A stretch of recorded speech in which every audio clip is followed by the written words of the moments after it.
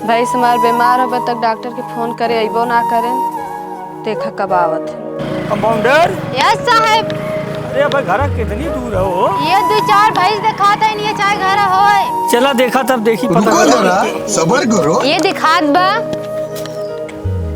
तोरे भैंस ये बीमार बा हो?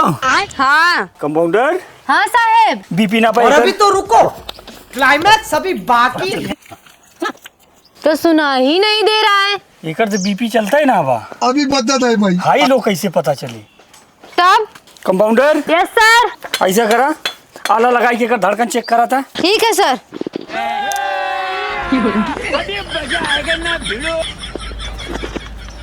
का बा पता चला? नहीं चल रहा है। ना चल रहा है?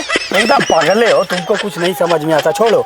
अभी बता दे भाई, अभी बता दे। कंपाउंडर। Yes sir. परिया ना लागता। तब का हो? अब बताई। और अभी तो रुको, क्लाइमैक्स अभी बाकी। ठीक बा साहब, ठीक बा। हाँ जल्दी से। अरे हाँ साहब।